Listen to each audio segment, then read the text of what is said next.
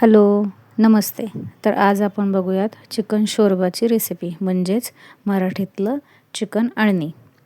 तर याच्यासाठी आपल्याला लागणार आहेत चिकन बोन्स जे मी घेतलेले आहेत पावशर म्हणजेच 250 ग्रॅम. एक बारीक चिरून घेतलेला कांदा आहे, थोडासा गरम मसाला आहे ज्याच्यामध्ये तमालपत्र आहे, काळी मिरी आहे, लवंग आहे आणि हे हिरवं वाटण आहे की ज्याच्यामध्ये आपली कोथिंबीर, अद्रक लसूण पेस्ट आणि थोडीशी मिरची आहे याच्यामध्ये. आणि सोबत मी आता अमूल बटर थोडंसं वापरणार आहे. याच्यासाठी तुम्ही साधं ऑइल किंवा आपल्या घरातलं तूप देखील तुम्ही वापरू शकता. तर मी हे कुकरमध्ये बनवते आहे. तर कुकरमध्ये मी 1 टेबलस्पूनच्या अंदाजाने बटर जे आहे ते वितळवून घेतलेलं आहे.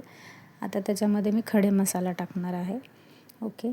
आणि हा थोडासा त्याच्यामध्ये फ्राय झाला की मग त्याच्यामध्ये आपण चिरलेला कांदा जो आहे, बारीक चिरलेला कांदा, तो आपण त्याच्यामध्ये टाकणार आहोत. हा कांदा चांगला परतून घ्यायचा आहे आणि मग त्याच्यामध्ये मॅरिनेट केलेलं चिकनचे बोन्स होते ते आपण त्यात टाकायचे आहेत. तर चिकनला मॅरिनेशन मी करून ठेवलेलं होतं, ज्याला अंदाजे मीठ आणि थोडीशी हळद टाकून मॅरिनेट केलेलं होतं. हे चांगलं परतून झाल्यानंतर याच्यामध्ये जे आपलं हिरवं वाटण होतं ते वाटण मी त्याच्यामध्ये टाकलेलं आहे आणि आता हे खूप छानपैकी परतवून घ्यायचं आहे. बेसिकली ही पर्शियन डिश आहे जी मुघल लोकांमुळे भारतामध्ये आली आणि महाराष्ट्रामध्ये ही अळणी म्हणून फेमस आहे. तर असं मटणाचं पण अळणी आपण करू शकतो. तर अंदाजेच मी पाणी याच्यामध्ये गरजेपुरतंच टाकलेलं आहे आणि मीठ टाकण्याची गरज नाही कारण चिकनला मी ऑलरेडी मॅरिनेशन केलेलं होतं.